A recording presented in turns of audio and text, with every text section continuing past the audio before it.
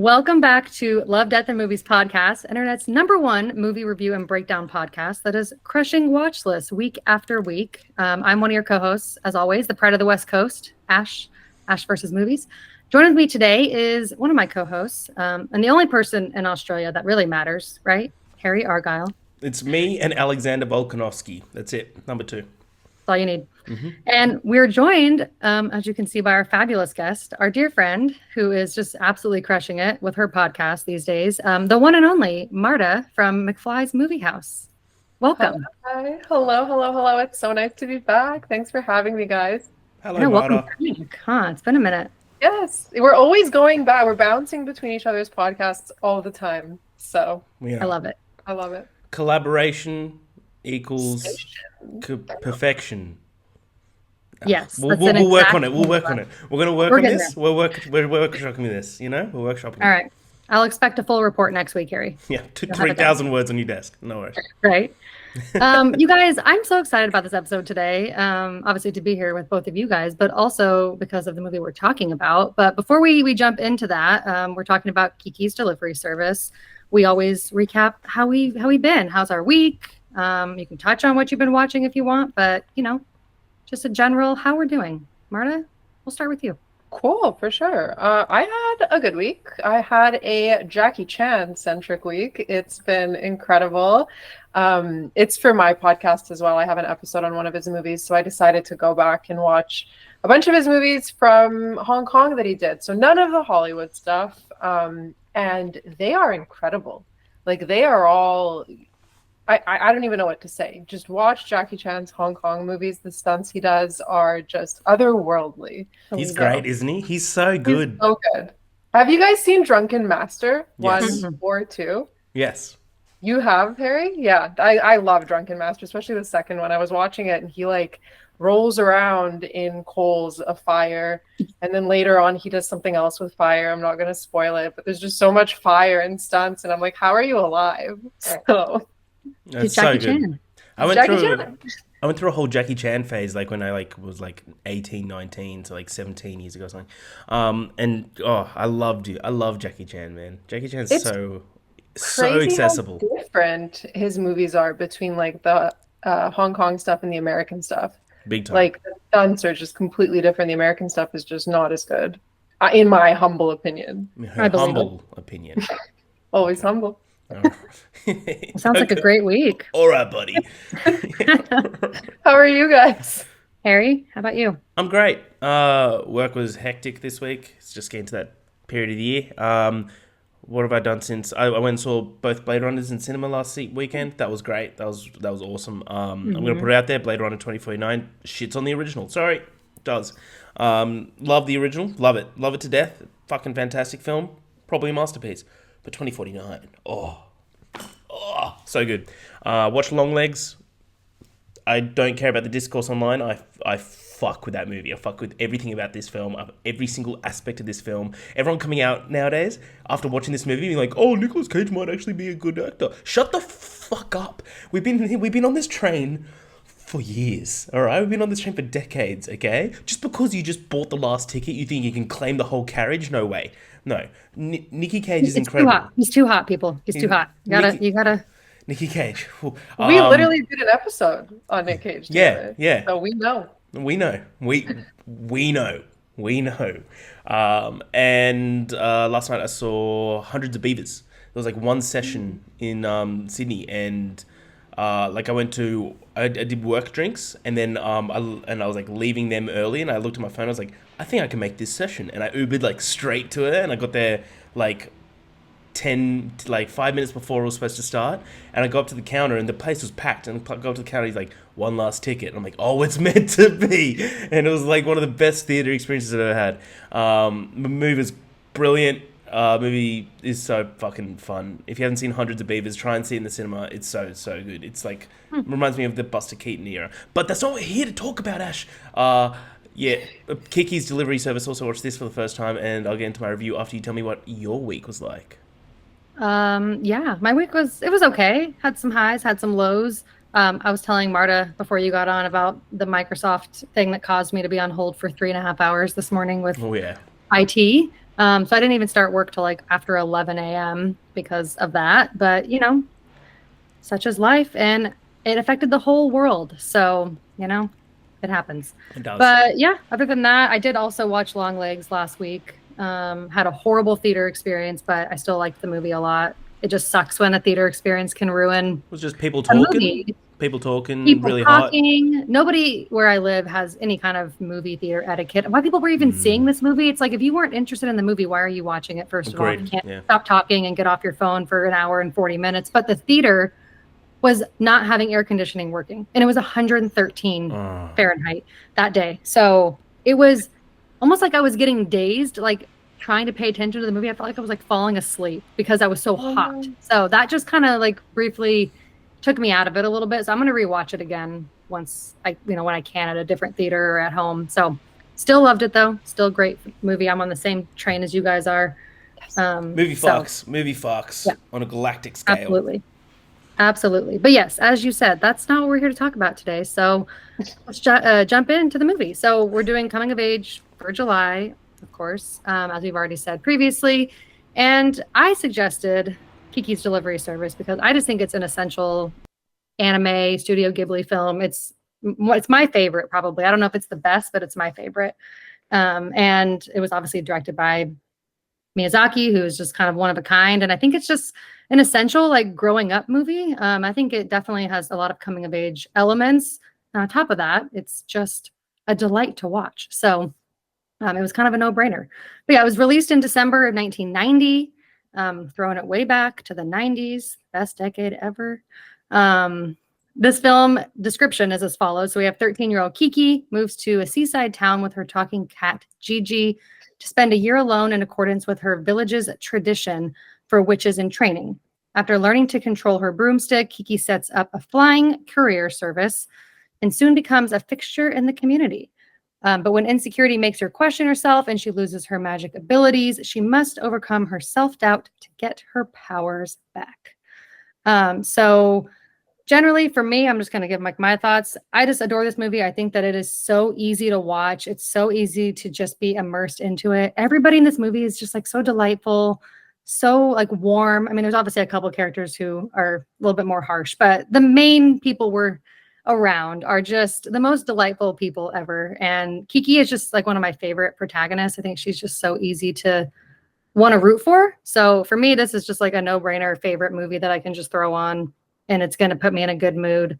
And I do love all the little coming of age elements that we'll get into later. But for me, this is just kind of one of those films that I just can't imagine anyone not liking it. It just puts a smile on your face. It's like a warm hug. So that's my thoughts. I know, Harry, you had never seen this, so I'm curious to ask you first. I'm dying to know what your thoughts are because I don't really know what you really liked or didn't like about it. Sure. First thing, someone's decided to do a full gardening renovation outside my window as soon as we started. So when I'm not talking, I'm just going to go on mute just in case you can hear anything. So that's might be why you can sometimes hear the background. It doesn't matter. This movie, loved it. It was great. It's a type of movie that you can recommend to anyone and guarantee they're going to at least like. It's incredibly accessible. These Ghibli films, there's kind of like two avenues that like kind of go down, especially Miyazaki. They're like ones that like either really like philosophically linked with human elements. Like you could say that about Spirited Away, Boy and the Heron. You could say that about a bunch of them. But then there's ones that are intrinsically made to be accessible and like an entry point into Ghibli and like more geared towards children in a way. Because at the end of the day, these are animated films, and if your childhood is filled with Ghibli, that's a fucking sick childhood. And this is definitely one of them. It's just an absolute joy. I think that when was it made? 89 or 90? It came out in 1990. Yeah, 1990. That's unreal. Like to think that animation still holds up that well. It's spectacular. Just because one of the best things that Ghibli did is that they picked a style that is insanely unique, and they just stuck to it. They just make these, and they let the storytelling kind of do the gist. I love Kiki. I think she's an adorable little character. I love Gigi. I would go to war for that fucking cat. Yeah. That cat is the fucking man, you know? I love everything about that cat. Well, we can spoil the film, of course, like going into it. I didn't like how the cat kind of had no like resolution at the end. Like it was just like, oh, I can't talk to the cat. Then like she got her powers back, saved the boy from the blimp, and then never went back and been back to the homeboy, the Gigi, dap him up or anything. Like I just wanted like a one little scene where they dap each other up and then they're homies again. Other than that, movie's great. Loved it. We'll kind of get into that ending a little bit. Okay, cool. Later, Maybe I missed something. Maybe. Who knows? Marta. Yes. Hey. What did I think of the movie? Hi. Yeah. I love this movie. To piggyback off of what Harry was saying, yeah, it's a lot lighter than some of his other movies.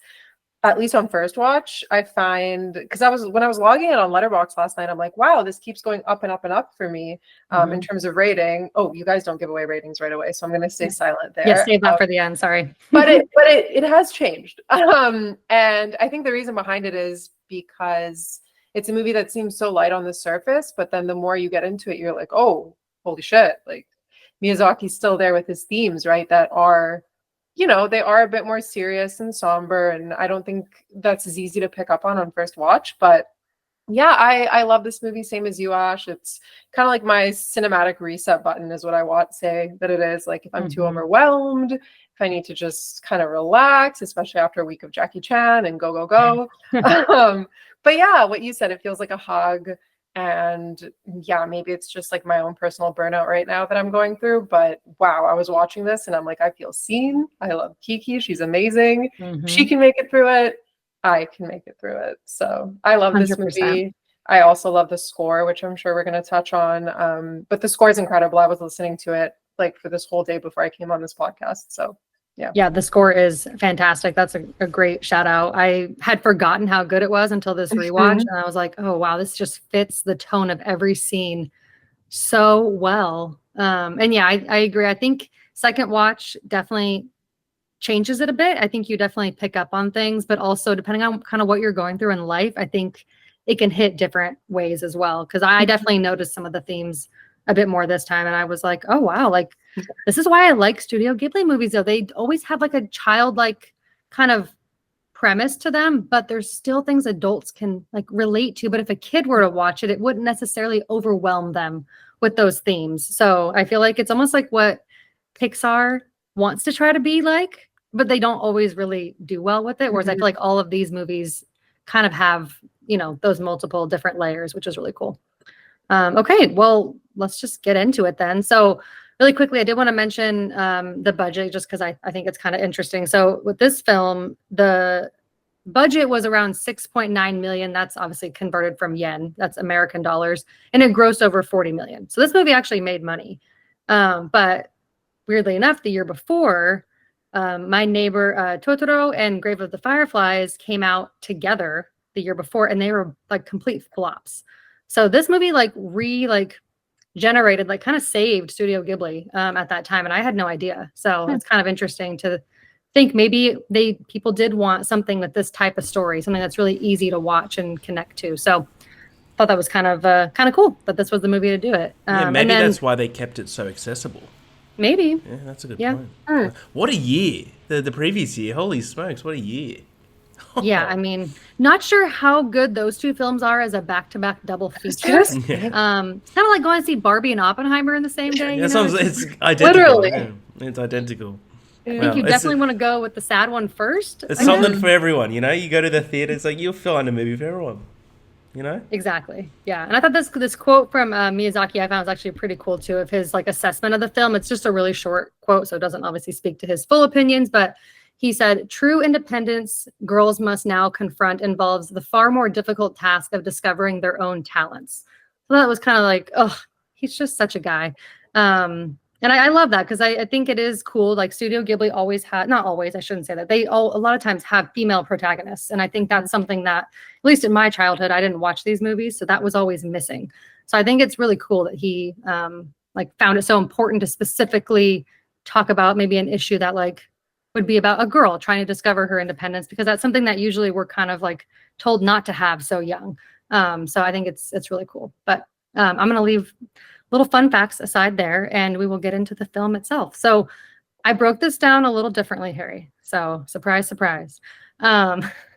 instead of doing like more of a scene by scene or walking through the entire film, I thought it'd be kind of cool if we broke it into 3 parts. So we have the characters, the setting, and then the overall themes within the plot. She's gone rogue. Marta, this happens every week. She goes rogue and we can't stop her.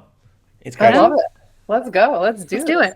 And obviously we're going to touch on scenes along the way, which is why I think this will be a more fun way to talk about the movie. So part 1, the characters. I'm going to just focus on the main ones that we kind of get to know throughout the movie. So obviously we have Kiki. It's our main character. She's high energy and motivated at the beginning. She's very much ready to be independent. So when we meet her, she has a lot of that charm and excitement to go off on her own for her witch training. We have the movie opening with her deciding that like this is the night she wants to leave, like this is it. And then obviously over the film, she encounters a lot of learning lessons, a lot of challenges, and things kind of change for her, but we'll obviously get more into that. We have Gigi, as you mentioned, Harry, the just MVP. Absolute baller cat. That is her MVP for sure. I think Gigi is supposed to be a male, right? Yeah. Mm-hmm. Yeah. Just making sure I didn't get that wrong. So yeah, this is Kiki's best friend. Obviously, her cat has the funniest lines of the entire film. Just absolute MVP, like you already said. Just a true buddy, that you want by your side. Yeah. I love when he says, witches get no respect these days. That was really cute. He's like trying to help Kiki feel better about, her situation. And then he even finds a cat friend to kind of admire and fawn after and hang out with, which is really cool. And then also shout out to Jeff the dog, who's an absolute homie, for letting Gigi out and not letting him get destroyed by that, I think as a toddler, maybe a 5-year-old. But just an absolute homie. I love that scene when Jeff walks out and is just like, puts you down. Okay, run away. It's absolutely perfect. Just shows that animals, they know how to communicate to each other. They do. They really do. Okay, and then briefly we have her parents. I know they're only at the beginning, but I think it's Aquino and Kukiri. But you have her mom, who's also a witch, and she obviously cares deeply for her daughter, is excited for her, and just kind of trying to help her through the process of leaving. I love that moment when her mom tells her it doesn't matter what what color you're wearing, it comes from within the heart. I think that's a really sweet moment for Kiki. And then her dad just kind of seems like your kind of simple guy who's just trying to do the most for his family. He's tripping and dropping stuff off the car and he's trying to pack for a trip. But they have that sweet moment where I think she jumps in his arms and he kind of holds her before she leaves. So very brief with the parents, but I still wanted to mention them because I think you can obviously tell they've had an impact on who she is. And then of course we have Asono, who is the wholesome bakery owner. She's pregnant. And I believe the man is her husband. I don't know if he's named, but he's also great. He doesn't say a lot, but he cares for Kiki a lot and, wants to protect her. But yeah, she meets Asano by a chance encounter when she gets to the town where she settles into. She offers to help get a pacifier to that woman with her baby, does it by flying to her. And that's sort of where their relationship starts, which is really cool that it sort of just happens by chance. And then she offers her a place to stay. Kiki helps out in the bakery, and obviously the bakery becomes quite a, prominent spot for the movie. So I love the beginning of their relationship. I think it's really sweet that she has a mother figure to kind of fill in while she's on this adventure. And she's obviously pretty pivotal in Kiki's growth as well, and very supportive of her business that she wants to run. And then we have Tombo, the very adorable and talkative. I think he's 14, maybe a little bit older than her. But he becomes pretty infatuated with her, obviously, from the beginning. He's just so adorable with his glasses and his little red and white striped tee. And it's just I feel like the image of him in that outfit with the bike is unforgettable. It's in my brain at all times. But he's kind of an aviation fanatic, and they have a lot of moments throughout the movie, but I feel like the biggest thing for their adjustment is that Kiki originally kind of just thinks he's a clown and kind of doesn't want him to bother her. And then eventually they become good friends to the point where she's sort of risking everything to save him, which is cool to watch their progression. And then we had the madam and her maid Barsa, I think is her name. And this is literally the sweetest woman I've ever encountered in a movie. I feel like she is just the grandma that you want, really. And she's set to deliver a pie for this woman. So that's how they meet.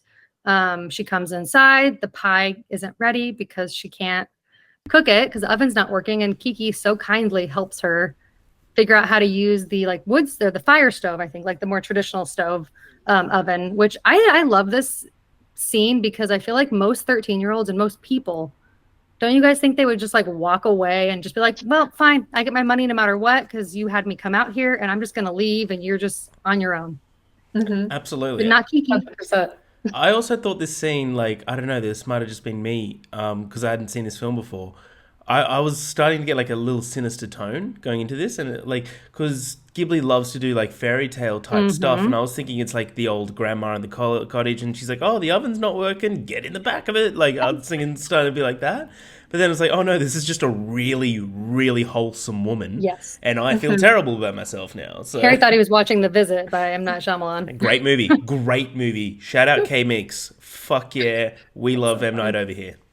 But yeah, I thought the same thing when I first watched this movie. I thought that her and Asano, I thought that like so many of the characters, I was like, no, somebody's gonna go against Kiki or like do something to trick her. But then it's like, no, these are just good people. I think we're just not used to maybe encountering that in real life anymore. That's kind of so it's pretty sad, but realistic. But yeah, I love that moment for her because I think that shows like how good of a person she is and also like how ready to be independent she is. Like she's so helpful as just as a kid. But yeah, that character is just so great. She comes up again later in the movie as well. They obviously build this connection. She's supposed to deliver the pie to her granddaughter, who is just the worst and super ungrateful, and it's just like does not care about her grandma. Gross. So Kiki kind of fills in as like the granddaughter role that actually cares about her, which is really cool. So, and obviously the madam is a big supporter of Kiki and wants to see her succeed in her business. So these moments are like, it's kind of tough not to cry when you're watching some of these moments with her. And I think especially in the second watch, Harry, you'll definitely not pick up on those sinister vibes. And it's a bit more clear. I can just give her the respect that she deserves. One thing about, is it Tombo? Tombo. Love him. He's great. What I love about their dynamic here is that the entire film, he doesn't change at all. It's more that Kiki changed. Because Kiki at the start is like very defensive towards him and he's just being nice and he's just trying to like welcome her. But she's like, no, I need to impress the entire town. And then by the end of it, she's like, she just needs to impress herself sort of thing. Like that's kind of what I got from it. Oh, fuck it. I should be a therapist. And like, but like the entire time, Tommy Boy didn't change at all. Like, which I kind of like about that character. It's not like a jock being trying to be like funny in front of his friends, and then like he changes and like gets away from that group of people because it could have easily been that; it would have been fine. But the entire from start to finish, he's just like the same sort of guy. He's just a really cool cat. It's definitely a good. Oh, sorry. Go ahead, Marta. I was gonna say just really quickly, just an offhand comment. I only noticed it last night when I watched it. Did you guys notice that the really shitty granddaughter is Tombo's friend? Yes, in the car. Yeah, I noticed that for the first time last time, and I'm like, oh, how dare you! I noticed that as well. And I thought it was interesting because he's supposed to be like 14, and obviously he's hanging out with like some older kids. So like you were saying, Harry, you can kind of like you don't know at first, is he going to try to like be the cool guy who then changes? But really, it's just he's just such a little like extroverted, talkative kid that he's just sort of hanging out with everybody. Is sort of the impression that I get. Or he just sort of makes himself a part of the group and doesn't really care. Like he clearly doesn't really care people think of him. He sort of just does his thing. So I can see him being that kid who just kind of shows up everywhere, whether you want him there or not. He just loves blimps. That's all he does. He loves what he loves. Fucking loves and then blimp. I have one final character, and then I'll let you guys tell me more about any characters that you love. But Ursula, the young painter that Kiki comes across. Oh, I love Ursula. Yes. In the forest, I guess you can call it. It's probably a forest. By accident. This is when she crashes into the forest. This is when she delivers the package to the woman that has the like toddler younger son with the like the fake Gigi cat. Such a weird gift, first of all. But yeah, so she crashes because of all these birds. Which all the birds, it definitely like sent me into like Boring the Heron. I was like, he does love birds, doesn't he? I feel like there's always birds in his movies in some fashion. But she crashes and Ursula helps her. So this is sort of like a quick meeting at the beginning. She ends up being the one to help her even like fix the doll because obviously Gigi gets accidentally sent, or not accidentally, but they send him to the house to try to make it look like nothing's wrong. So she helps her get the doll back in order, and they sort of connect a little bit, but their relationship, I feel like, really progresses when she comes back to visit her later in the movie. And that's when they have like all those like important conversations, and Kiki gets kind of immersed into the painting that she does, and she tells her it was inspired by her. And this is basically what helps her build back her confidence and like figure out how she's going to get her powers back. So I would say Ursula is like a mentor, really, for her. And I think she's a great character. I think she's one of my favorites for sure. I agree with what you said, Harry. She's just the best. And also love the like 90s camp counselor type like attire she's wearing. It's the best. So yeah, Ursula rocks. But I want to just leave it with a quote from Ursula, because this is like one of my favorite lines in the movie. And then I'll let you guys tell me more about your thoughts on the characters. But I love when she tells Kiki to stop trying, take long walks, look at scenery, doze off at noon, don't think about flying, and then pretty soon you'll be flying again. I think this, out of most of the quotes, is like when you really realize that Kiki is burnt out, like you were saying, Marta, and like she needs to hear that like she can't just go all the time. Like your work's going to be compromised if you're not at your best. So I think that's such a great lesson to learn, and to think that she's only 13 is kind of insane, but it's pivotal for your growth to like learn that. And I'm sure most of us here didn't even know what that was at 13, and it's like you don't even know when you're overdoing it. So yeah, I love that quote. Love Ursula, love Kiki. So I'll stop there. What do you guys think about the characters? Any other notable like moments that I missed, or I guess favorite characters that you guys have, or anything like that? I wrote down the same quote you did, Ash, actually, that Ursula said. I'm surprised that we both wrote down the exact same one. But yeah, that stuck out to me so much during this rewatch. My mouth was just like on the floor. I'm like, oh my God, this is me. And then she also says something like, I can't remember the exact words, but she goes like, sometimes you suffer for your art and passion or something. Yes. And that really stuck out to me too. And I think, yeah, that's why I decided I was going to have a long work day today, as I told you guys before we started recording, because I'm like, I need my weekend back. Yeah. But no, I love Kiki so much. I think she's fantastic. I also kind of picked up this time, before I was like, oh, she's being so mean to Tombo in the beginning, blah, blah, blah. And then I was watching it again. And I think before she leaves her town, I can't remember who she talks to, but she has a sort of reaction when somebody mentions like, oh, meeting boys. She's like, oh, not for me. I think it's a little group of girlfriends that are like sending her off. Yeah. Yeah. So then when she was being mean to Tombo, I'm like, oh, I don't even think she's being mean. I think she just doesn't know how to react to like a boy paying attention to her. Yeah, that's true. So young, right? That's a great point. So I was like, oh, maybe she's not being mean. Maybe she's just, awkward. Like I know for myself, when I had my first crush, I was a little freak. Like I wasn't acting 13. Normally. Yeah, exactly. But no, yeah, I love Kiki. Gigi's also the best. I do have some stuff to say near the end. I'm sure we're going to touch on, Ash, specifically about that with Gigi not speaking. But side note, I'm curious, did you guys watch the sub or the dub? I always watch sub. I don't like watching dubbed. Okay. So the reason why I ask is because the ending changes in the sub and the dub. I've seen both. And we can get into the ending later. But did you guys know that some of the voice actors, like the dub for Kiki, is Kristen Dunst? Yeah. Yes, I knew that one. And then I did the math, and I was like, I wonder, like, around which time in her career this was. I think it was like around the time she did Jumanji. So if you can visualize her during Jumanji, that's her. It was probably about 12 or 13. Yeah. Yeah. So that, I mean, last night I started watching it in the dub. So I was like, you watched Jumanji? No. Kiki's Delivery Service. And then I heard Kristen Dunst's voice, and I'm like, this is kind of taking me out. I don't know if I'm really liking this. And then some of the music is different too. Like the intro song, when you first watch Kiki fly, it's this, I personally didn't like it. This like a song sung in English. And I'm like, this is awful. And then I just switched it back to the Japanese, and I watched it Japanese the whole time. Valid. Yeah. But no, to echo everything you said, I love Kiki. I love Gigi. I love Jeff. This whole movie's great. So I love Asano. I think Asano is one of the most wholesome characters to ever hit the screen. Like she's obviously has that big motherly instinct. Even you just look at her, you kind of know it. Like she's like with the apron and everything, she's pictured as like the mother sort of thing. But like she's just like, yeah, you can You don't have anywhere to stay? Yeah, we've got a room up here. I'll give you breakfast. I'll give you like food. You can do some work if you want. And then she's just really encouraging. But there's the moment where like Kiki loses her powers and she starts freaking out. And then she comes back. She's like, I can't fly anymore. And Asano's like, oh well, that's no problem. Like your powers will come back.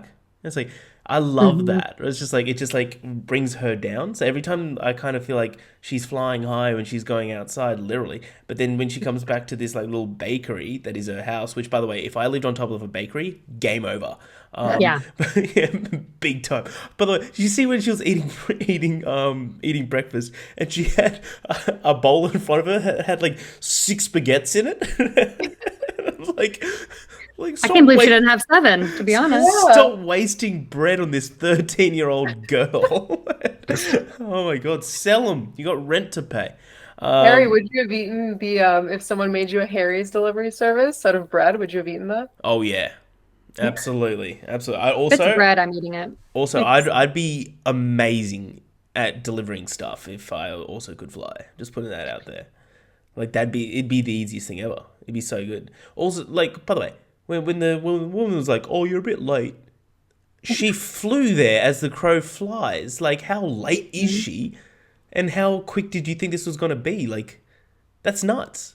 That's what I thought. Also, they said before night. Yeah. And if I recall correctly, it was still It daylight. was still daylight. Yeah. Yeah, they were just being a bad customer. So stop complaining and fucking eat what you just got given. That's what I think. But yeah, Ash, I was thinking the exact same thing when I kept seeing the birds. I was like, Miyazaki has this thing about birds. I was expecting one of them to be like Mariko, like I know, right? Yeah, I love this movie, but I just wanted to touch on Asano. I think Asano is delightful as hell, but I agree with everything else said. That's a great point. Who's the Ursula? Ursula, awesome. She's just so sick. I love how she just one day she's like, I'm just gonna climb in the bedroom with this young girl and say what's up. Right. And, like if we break it down, it's kind of fucked up. But like she's just that like kind of like break from reality in a way. You know what I mean? Like she's like Kiki's up in her own head sort of thing about like losing powers and stressing about everything that she's currently doing. And Ursula's like, let's just go into the woods for a night. You'll be sweet. And like kind of like it gave her like an element of perspective, I thought. Yeah. No, I agree. I think it's almost like when you have somebody who's a bit more like, I don't know if it's type A, but Kiki kind of like strikes me as someone who might be a little bit more type A or like used to being in control. I feel like Ursula is like that calm, cool big sister or like older cousin who's just like, no, you just need to like chill out and like go in the forest for a night or, she's just the opposite energy, like you were saying, Harry. And I think you're a very young, independent stress ball like Kiki is. You need that energy. Ursula definitely grows magic M's in her backyard. Like, yes. Absolutely. She does booger sugar every single weekend. 100%. Absolutely. Ursula's weird. Yeah. What are you going to say, Marta? Oh, I was just going to say, just an aside, my notes, I think I told you guys last night when we were chatting in the group chat, my notes for this were literally just Kiki's cute, Gigi's cute, this animal's cute, that animal's cute. And then a bit lower than that, it's just, I want to be Ursula. Right. We're back to like the animal praise. So those were my official thoughts. I mean, honestly, those are perfect notes for this film. And I agree. I think everybody probably wants to have the Ursula energy. And also the vibes are just strong with her. So love it. Yeah, I don't know. I think with the characters, I feel like it's just there's so many great moments with her and all of them that it's sort of hard to not just love all the characters. Like I do agree. I think Ursula and Asono definitely stand out though. And I love the moment when I think it's Asono like ends up kind of catching on to Kiki and Tombo. Like I don't know if she thinks she has a crush or something, but she like sets up something for them to meet after she couldn't make it back for the like stormy night.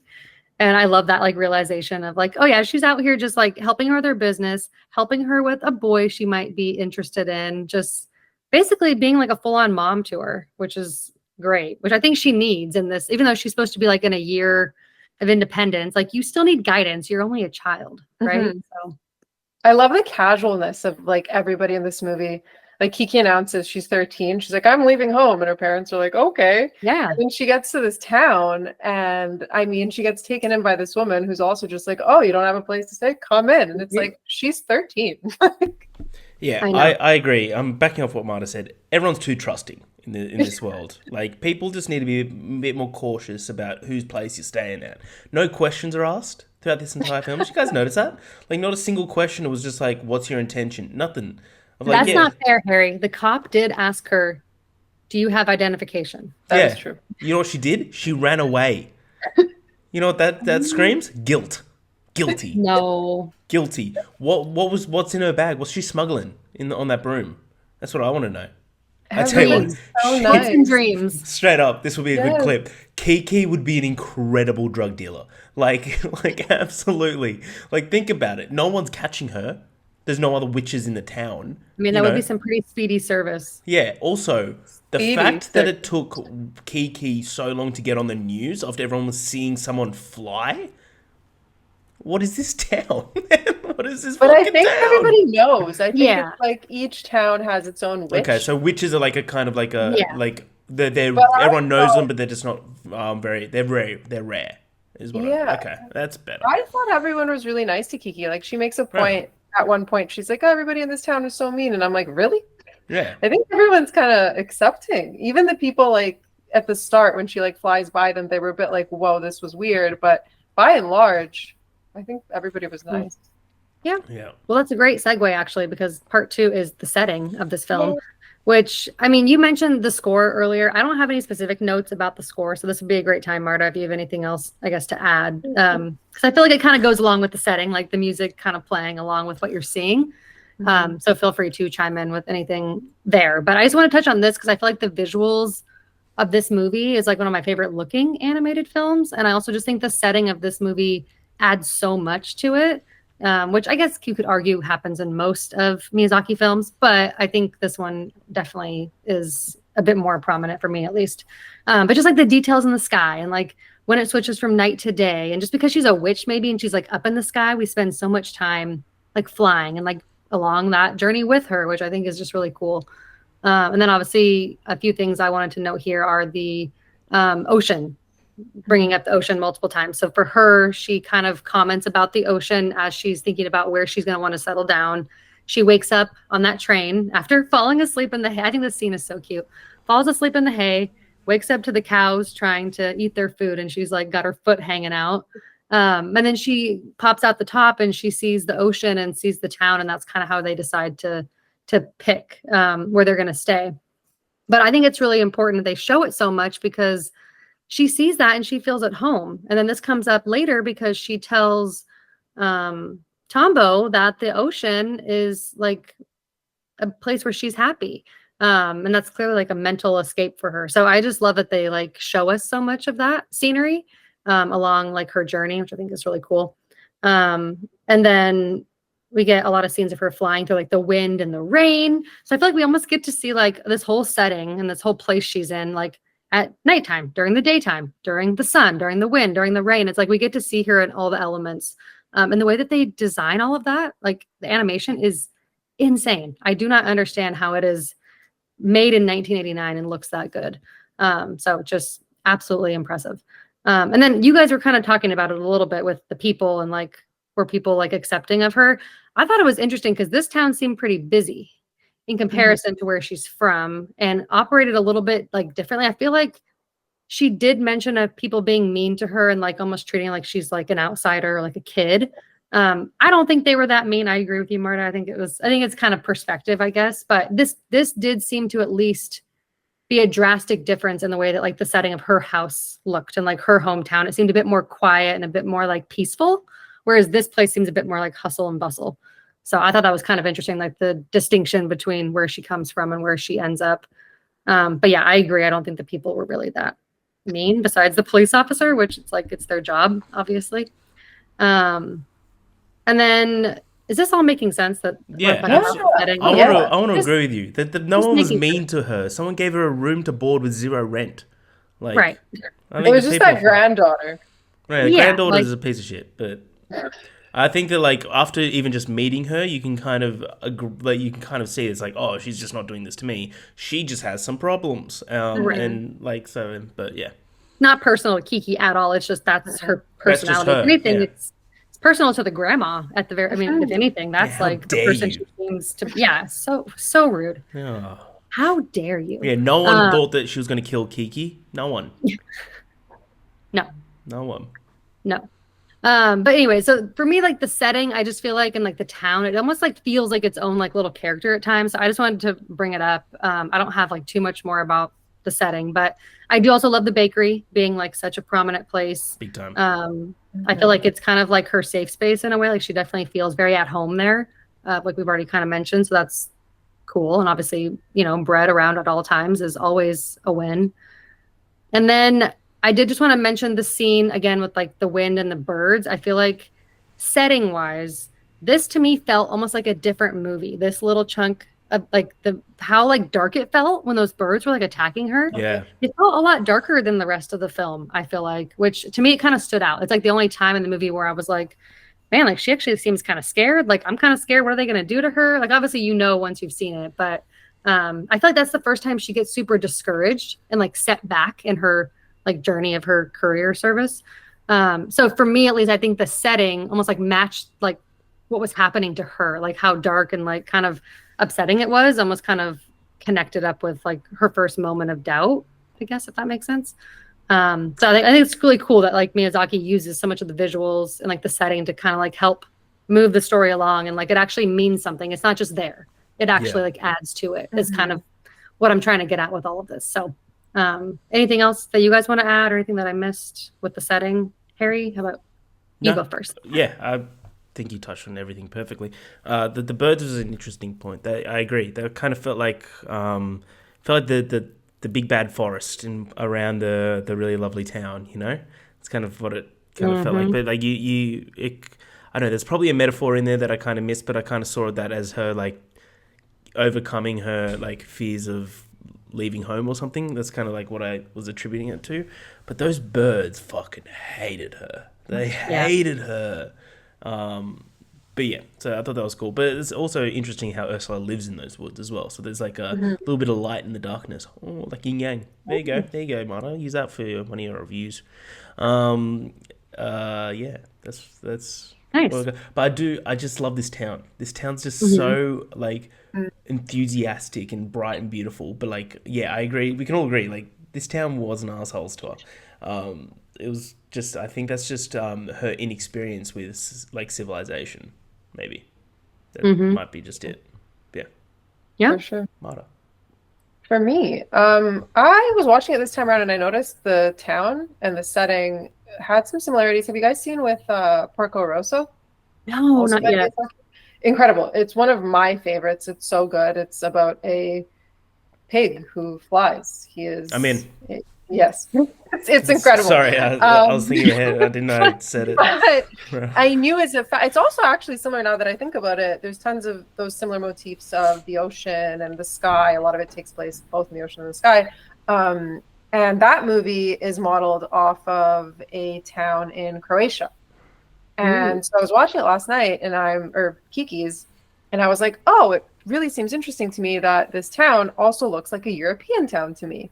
It could be if he did the same thing for Porco Rosso, blah, blah, blah. And it turns out it was. It's inspired by this village in Sweden.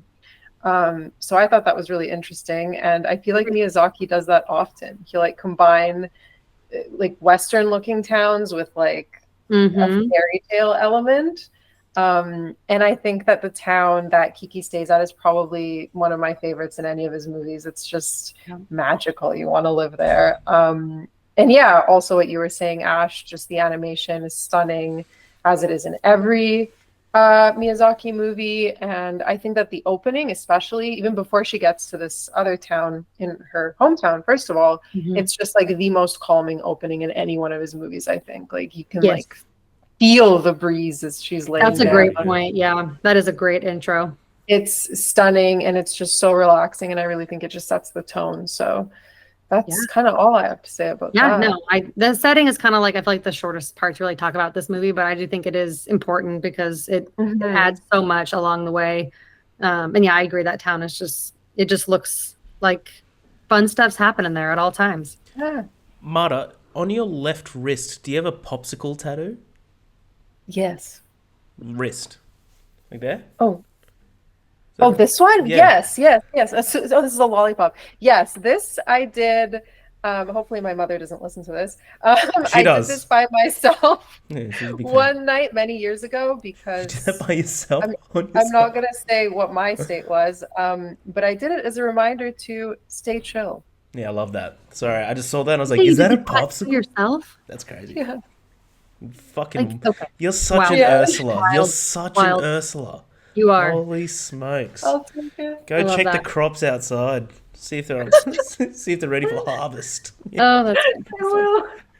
Well, you guys, we're getting into the last part here, which is just the overall themes of the film. So, I wanted to just read out two quotes because these are probably my two favorites. I do love the one I already talked about, but these also kind of encompass Ursula in a sense. But I love the one where she says, I think something's wrong with me. I make friends and suddenly I can't bear to be with any of them. Seems like that other me, the cheerful and honest one, went away somewhere. And also when she says flying used to be fun until I started doing it for a living. I think those speak just so much about the like themes within this movie. I mean, the burnout one, first of all, Feel it. depression a Yeah. little bit, and the fact that she like doesn't really like know who she is in certain moments. It's like, yeah, that's what you experience when you're just overcooked and like been doing too much and you can't like be your full self. So I think those are very profound things for a 13-year-old to even think or say. But I love both of those quotes. And then on the surface, obviously, like this movie, we already talked about it. It's like warm. It's a, delightful, warm hug, and it's got a likable main character and likable people and a place you want to be. But at the same time, like it does talk about depression and like self-doubt and losing motivation. And those are things that like we experience now, all of us, like in our 30s. Like it's a real thing. So I think it's really cool that it's shown like, and this is where to me, like those coming of age elements do happen. But I think outside of even just the coming of age part, I think that it's important to show kids what like depression and like self-doubt can look like, because obviously it's important to try to find ways to crawl out of that feeling. So I just think it's really special, and I've never seen a kids movie do it as well as this one, in my opinion. Osano, So Osano would do it. She'll tell you. she'll tell you, she knows what's up. She knows. But yeah, I think for me, just a couple more things to add with like the themes, and then I'll pass it over to you guys. But I think like for me, one of the most important things that I like kind of realizes how optimistic she is at the beginning, and like that I can do it all like mindset. And then watching her like slowly get to the opposite of that, it's obviously like kind of sad to watch, but it's an important part of the journey, I think, kind of feeling all those feelings, right? But also like the just simplicity of like your hobby and like making your hobby and your passion like a job. Big I think you time. mentioned like a quote about the passion and the art with Ursula. To me, that's such a real thing we all deal with, right? Like, do we make our passion like a job, or is that going to ruin it? Like, what is that going to do to my mental state? So I thought that was a really important like piece of the movie, obviously. And then just her maturing in general is obviously really cool to watch. And her independence and like how vulnerable she is at certain moments. I think especially like my favorite moment of her like really being like vulnerable is when the ending, when she saves Tombo. Like we haven't talked about that scene yet, so I figured I'd bring it up here. But like literally she's like risking her life to save his life because he's hanging from like this blimp plane in the sky. I don't know what the name they like the translation they use in the subtitles. I don't really know how to pronounce that word that they use. It starts with a D. But it's just like a blimp plane. It's a Yeah. blimp. It's a blimp. It's Yeah. a blip. Yeah. It's a Just really gigantic one. But yeah, he's like hanging from it, and she basically like ends up gaining her powers back. But I love that moment of just like she's like ready to just like do it and risk it and just try to save her friend. So that whole like last scene there is really special, and the music is really good during the score is really good during that scene as well. Okay, so I guess I'll touch on the ending briefly, and Marta, please jump in if you know things that I don't know, because I've never seen the dubbed version. But I thought that it was intentional that Kiki can no longer understand Gigi. Like they don't need to anymore. It's kind of like a unspoken thing. Oh, That's how I kind of interpreted it, almost like different. Go ahead. she lost her powers and like can't directly communicate like so by speaking to like her best friend, Kat, but it's almost like they don't need to. Like they kind of like now Kiki's like matured and like So is like, more confident, and so she doesn't like need that constant like So I I get what guess you mean. back So and like, forth with Gigi. You know what I'm saying? so Gigi's like the translator for the world, and then once she's kind of learned from it, then she doesn't Oh. need the translation. Yeah, it's like they can understand each other without her speaking, just like a traditional animal human relationship would be. But before Kiki needed that, like actual like understanding by language, whereas now they kind of just have it and like it's okay. They're gonna kind of like do their own, not do their own thing, but like Gigi's gonna be a cat now, and Kiki is gonna, just do her thing.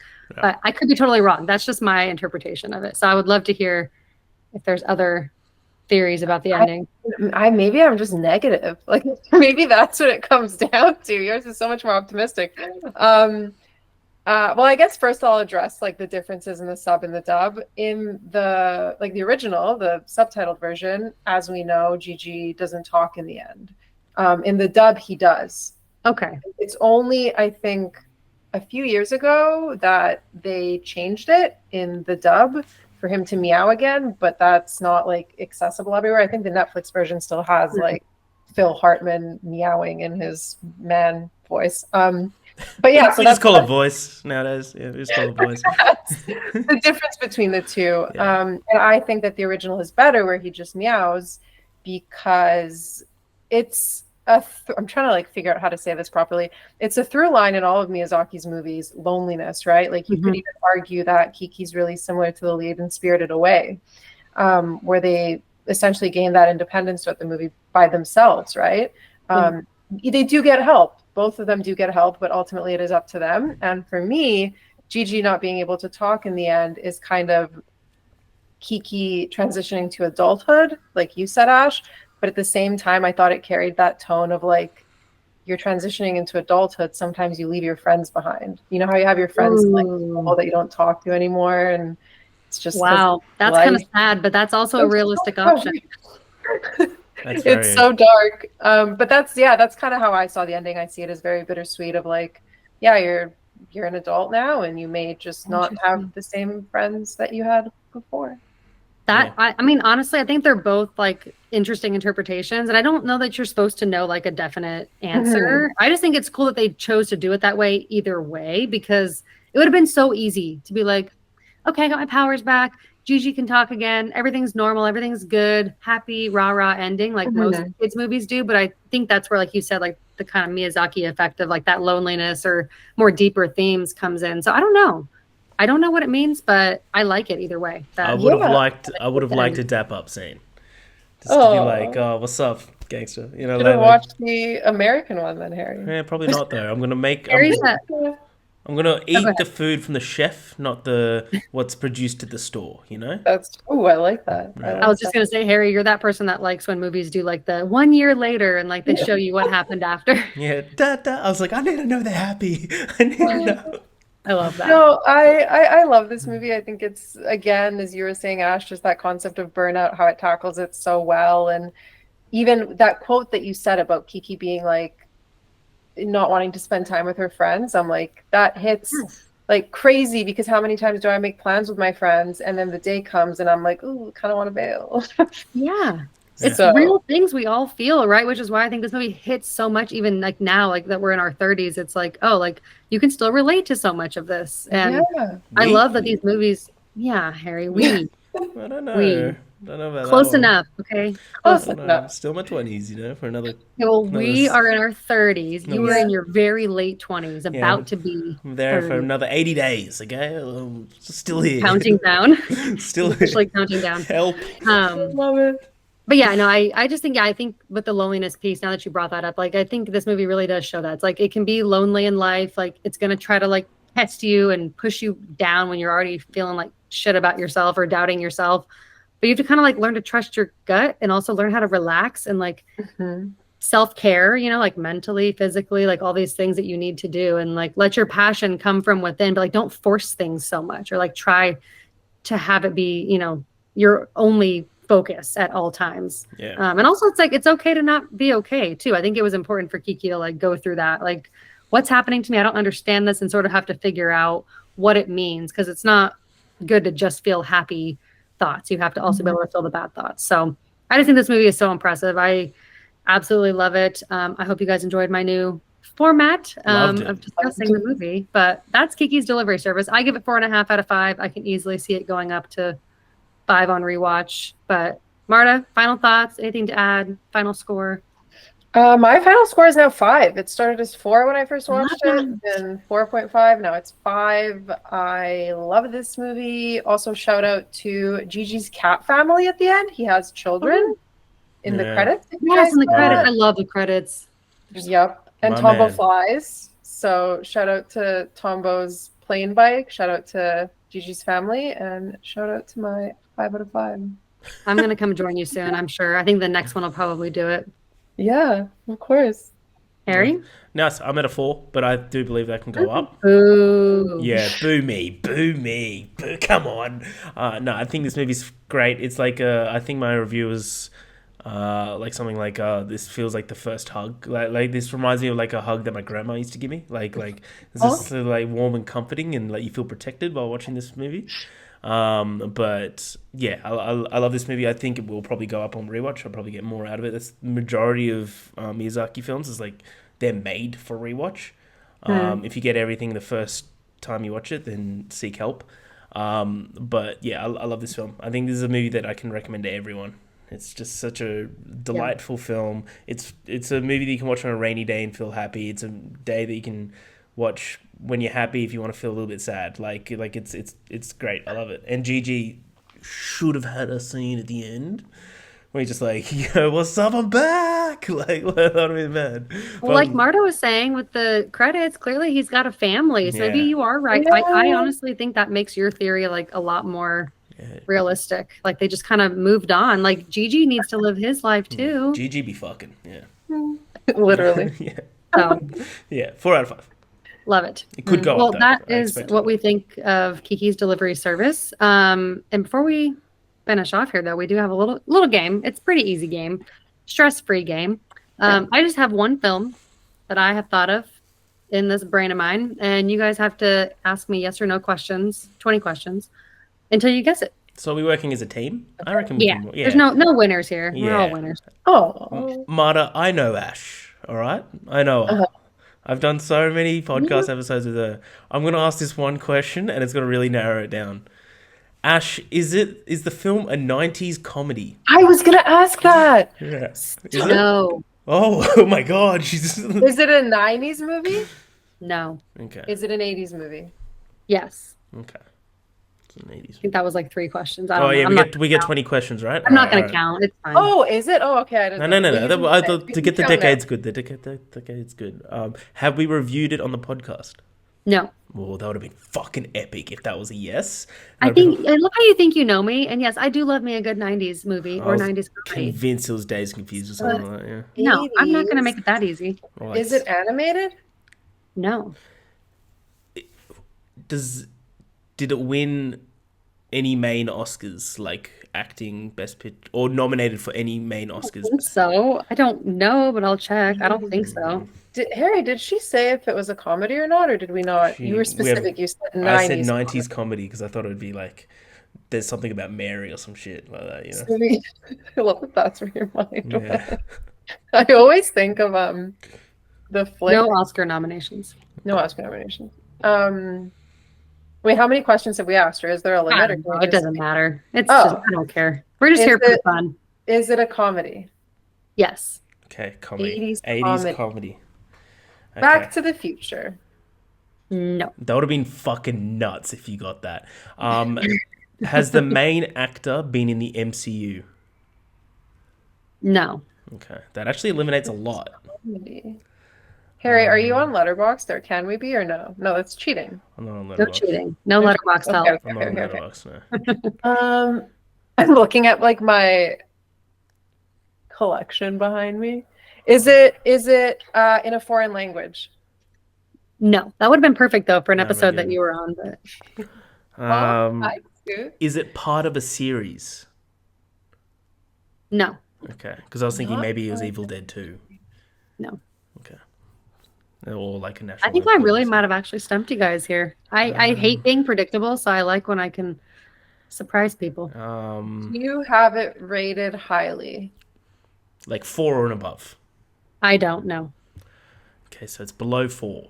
So it's 3.5. Oh no, I thought she said I don't know. I'm like, how do you not know? I don't know. Oh, But no. I don't know about you two. What you have it rated, I don't know. Not rated high. Have I seen it? Is it? Yes, there's no way I you think I haven't. know what it is. But if I get it wrong, can we keep guessing? Yes, of course. Is it Pretty in Pink? No, That's a good one. but I don't love that movie. I know. Is it John Hughes related? Yes. I know it. Do you want to say it, Harry? Is it Breakfast Club? No. Oh, fuck, it's the other one. If it's not Breakfast Club, if it's not Pretty in Pink, She loves Uncle Buck. She loves Uncle Buck. It ain't Uncle Buck. I'm so bad with John Hughes movies. I'm not a huge fan. Let me think. We're going to clip that, Marta, and people are going to be like, what? How dare you? No, I'm just kidding. I'm with you. They don't age very well. Not that many. No. Of them, at least. Why am I drawing a blank on like every single John Hughes movie right now? Because we You're know thinking like more of the mainstream popular ones, but you're missing one. Have we both seen it? Yes. This is highly regarded with a lot of people. Starring John Candy? Maybe. Is it Planes, Trains, and Automobiles? Yes. I love That's that a pretty movie. good one. You guys got through almost 20 questions. Oh, man. Oh, really? I mean, I didn't actually count, but Yeah. that was a lot of questions, more than I have had in the past when I've tried to do these little games. Usually Harry, like he said, can predict what I'm going to pick. So Yeah, there was one time I was like, is it Everybody Wants Some? She's like, damn. I think that was when we were doing the game with the actors, where like Yeah, you do like something like the guess the cast, like how Tyler kind of does that game he used to do. And I just picked way too easy of ones, except for Jennifer Tilly. We're never going to forget. Jennifer Tilly, that motherfucker. I love Jennifer Tilly. Yeah, fuck. Okay. Well, you guys killed it. So I only did one film. I made it pretty easy for you. But I wanted to pick an 80s film since we were discussing, even though it came out in 1990, I know, but this movie was like technically made in 1989. So, but yeah, that is our thoughts on Kiki's Delivery Service. That is our game of the episode. I'm Ash. That's Harry. Marta, tell the people, where can they find you? I'm pretty sure if they're following us, they're probably following McFly's Movie House. Yeah, Everybody can find me at Marta.McFly on my socials, or my podcast, McFly's Movie House. New episodes every Monday. Harry and Ash are both guests that come on somewhat regularly, I would say. And that's on, the usual suspects, YouTube, Spotify, Apple. Amen. Awesome. Well, thank you so much for joining us. This was just basically, we're just friends hanging out at this point, which is always a blast. So we appreciate you coming on. So glad you bumped this up to a 5. I think I'll definitely be right behind you on that. But next week we are covering Moonlight. A movie I've seen once and don't really like. So we'll see it's how. It's going to be interesting. This will be an interesting one. Maybe this will be like 16 Candles, but reverse for. Yeah, honestly, I'm expecting to love it on rewatch. Maybe. We'll see. I hope you do. Yeah. Do you like Moonlight, Marta? Love. Awesome. Love. Yeah, it's a great film. Love. Love. I've only seen it once, so I'm excited to rewatch it. But that is our episode for next week. That'll cap off Coming of Age. But until then, have a good week. Follow us on everything: YouTube, Spotify, Apple, TikTok, Instagram, all the things. And again, thank you, Marta. Go follow Marta on everything as well. And we'll see you at the movies.